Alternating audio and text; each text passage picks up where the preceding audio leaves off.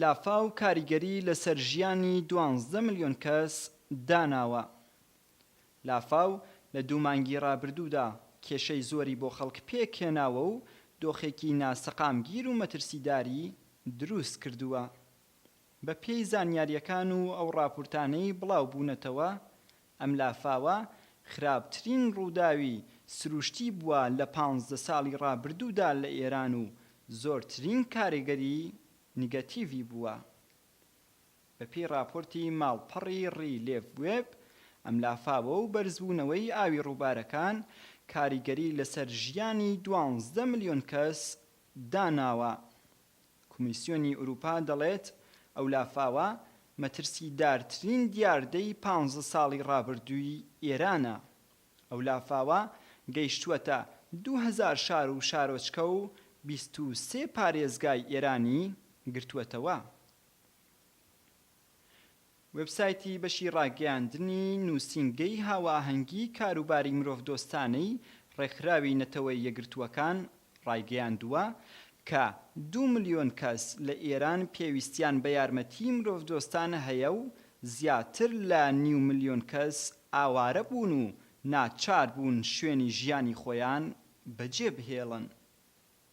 هەروەها بەپێی ئەو زانیاریانەی ڕاگەیاندنەکانی ڕژیمی کۆماری ئیسلامی بڵاویان کردووەتەوە، لە چەند هەفتەی ڕابردوودا لافاو زیاتر لە 1 ملیارد دلار زیانی مادی بە زەویە کشت و کاڵیەکان، بیناکان و بینا مێژوویەکان گەیاندووە. هەروەها وەزارەتی دەرەوەی ئیتالیا ئامادەی خۆی دەربڕیوە بۆ گەیاندنی یارمەتی مرۆڤدۆستانە بۆ زیان بەرکەوتوانی لافاوەکەی ئەم دواییانە. وەزارەتی دەرەوەی ئیتالیا ڕایگەیاندووە کە وڵاتەکەی زیاتر لە 40 تۆن کەلوپەل و پێداویستی گرنگ و سەرەکی هەناردە کردووە. ماڵپەڕی ڕیلایڤوێب ڕایگەیاندووە کە کۆمیسیۆنی ئوروپا 1 ملیۆن و 200 هەزار یۆرۆی تەرخان کردووە بۆ یارمەتی مرۆڤدۆستانە بۆ زیان بەرکەوتوانی لافاوەکەی ئێران. بە پێی زانیاریەکان تا ئێستا 76 کەس بەهۆی لافاوەوە گیانیان لەدەستداوە. بەشێکی زۆر لە گوند و شارەکان زیانی مادی زۆریان بەرکەوتووە. خەڵکانێکی زۆر وەک ڕایان گەیاندووە نزیک بە 500 هەزار کەس ئاوارە بوون. ئەمە جگە لەوەیە کە تا ئێستا مەترسی لافاو لە ئێران و بەتایبەت لە ڕۆژهەڵاتی ئێران نەڕواوەتەوە و مەترسی ئەوە هەیە کە لە پارێزگاکانی ڕۆژهەڵات و باشووری ئێران لەوانە سیستان و بەلوچستان و هۆرموزگان لافاو لێیان بدات. یەکێک لەو بابەتانەی کە لە ئیستادا زۆر باسی لێوە دەکرێت قەرەبووکردنەوەی زیان بەرکەوتوانی لافاوەکەیە. بەپێی ئەو هەواڵانەی بڵاو بوونەتەوە، خامنەیی ڕایگەیاندووە کە نابێت دەست بۆ سندووقی گەشەی نەتەوەیی ببرێت. ڕایگەیاندووە کە لە داهاتوودا دەکرێت دەست بۆ ئەو سندووقە ببرێت و لەم پاشکەوتە هەڵبگیردرێت. ئەمە لە حاڵێکدایە 1 ساڵ لەوە پێشوو لە کۆتاییەکانی ساڵی 1396دا ڕێبەری کۆماری ئیسلامی ئیزنی دابەوەی کە 2.5 ملیارد دلار لەم سندووقە بە مەبەستی بەهێزکردنی توانای سەربازی و بەرگری ڕژیم هەڵبگیردرێت.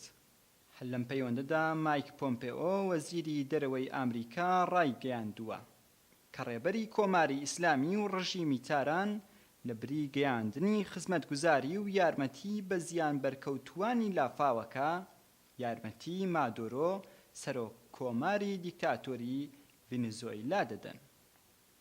وەزیری دەرەوەی ئامریکا ڕایگەیاندووە لە ڕاستیدا ڕێبەرانی کۆماری ئیسلامی دولارەکانی خۆیان بۆ نیکۆلاس مادۆرۆ خەرج دەکەن، لە حاڵێکدا خەڵکی خۆیان پێویستیان بە یارمەتیە. لەلایەکی ترەوە چالاکانی مەدەنی نیگەرانی خۆیان دەردەبڕن بەوەی کە ڕژیم بربەوە دەگرێت ئەو یارمەتیانەی لەلایەن چالاکان و کەمپەینەکانەوە کۆ دەکرێنەوە بگاتە دەستی خەڵک. یەکێک لە ئەندامانی کەمپەینی یارمەتی کۆکردنەوە بۆ ناوچە لافاو لێدراوەکان لەم پەیوەندەدا بە ئاسۆی ڕۆژی ڕاگەیاند ڕژیم و ئۆرگانەکانی ڕژیم لەگەڵ ئەوەی خۆیان ئامادەنین یارمەتی بگێننە دەستی خەڵکی زیان بەرکەوتووی ئەم لافاوە بەربە یارمەتیە جەماوەریەکانیش دەگرن. ئەم چالاکە هەروەها دەربارەی پرۆسەی نۆژەنکردنەوە و بنیاتنانەوەی شارەکان وتی بۆ ئەم مەبەستە پێویستە کارنامەی ڕژیم لەم پەیوەندەدا لەبەرچاو بگرین. بوومەلەرزەکەی کرماشان نمونەی بەرچاوی ئەم کارەیە. تا ئێستاش زۆربەی زۆری خەڵکی سەرپل و دەوروبەری لە ناو خێمە و کانێکسدا دەژین. دوای 2 ساڵ لەو کارە ساتە پرۆسەی دروستکردنەوە و بنیاتنانەوەی شار و گوندەکان زۆر بەخاوی دەچێتە پێش. دەتوانین بڵێن ناچێتە پێش. لە حاڵێکدا ڕژیم بە پێی وتەکانی خۆیان لە دیمەشق و سووریا 2000 خانوویان دروست کردووە. لە حاڵێکدا خەڵکی سەرپل و دیهاتەکانی لە خراپترین دۆخدا دەژین و ڕژیم لە سوودان و وڵاتانی تری ئەفریقایی نەخۆشخانەی گەورەی دروست دەکات. ئەمە تەنها سەرپل نییە. هێشتا بەشێکی زۆر لە خەڵکی بەم دوای بوومەلەرزەکەی بەم دوای 15 ساڵ لە ناو کانێکسدا دەژین. لە حاڵێکدا ئەو یارمەتیانەی کۆکرابوونەوە دەکرا 2 شاری وەک بەمی پێبوونیات بنرێت. بەڵام ڕژیم پارەکانی خۆی بۆ یارمەتی بەدەست و تاقمەکەی خۆی لە ڕۆژهەڵاتی ناوەڕاست و ئەفریقا و تەنانەت ئامریکای لاتین سەرف دەکات.